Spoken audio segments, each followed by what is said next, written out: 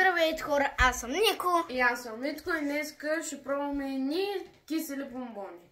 3 нива има и да започваме по-бързо, само че имаме едни новини. Днеска той има рожден ден и от днеска ще започва да качвам много видеа. Много се съжалявам, че миналият път не бях качвал. От 1-2 дена не съм качвал видеа. И заради това днеска това е специално. Ще започвам с левел 1. Чакай. Аз ще кажа кога ги хапваме. Айде бе, как се отварят те бе? Помниш? Ето. Така. 1. Чакай. 2. Ето няма.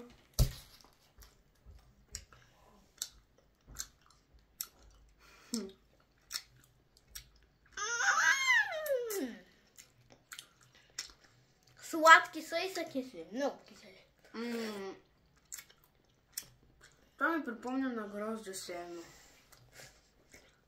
Защото е с вкус на грозде. Разбрахте.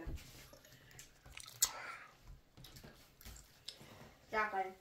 Това е втория вид. Той час още не съм видял мой. Те са нещо като дъвка.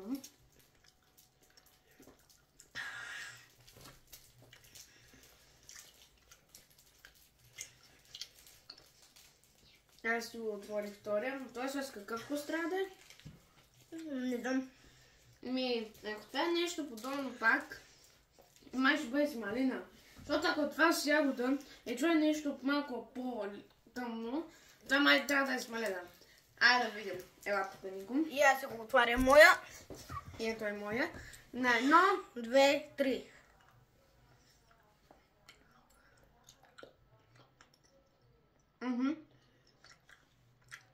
Това е сирена малина. Нико, нещо, че не май сме тъпим. Защото това е, май това да бъде първото, защото аз брат нищо не чувствам.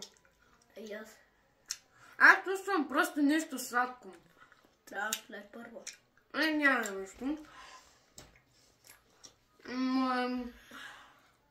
Да, някак си е по-хубаво. До някъде е по-хубаво. Приготвям. Ако те, брат, не са кисели, аз ще рей вкусно. И аз. Чакай да го изядем.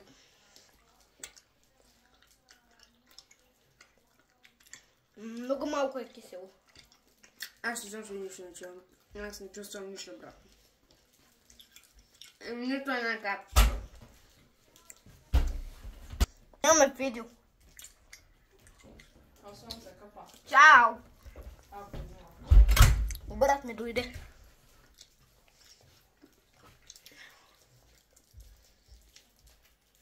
Така. Време е за последния бомбон. Пожелавам да е кисел, защото все пак и аз обичам. Ето го. 3, 2, 1.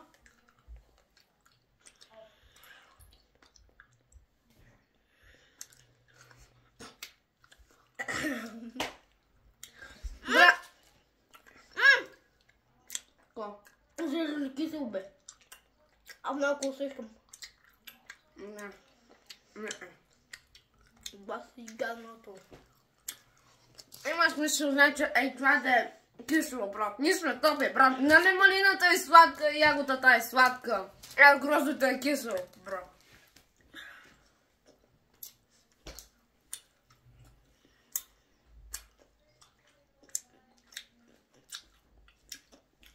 Ама аз просто чувствам вкусно ягода, нали? И аз.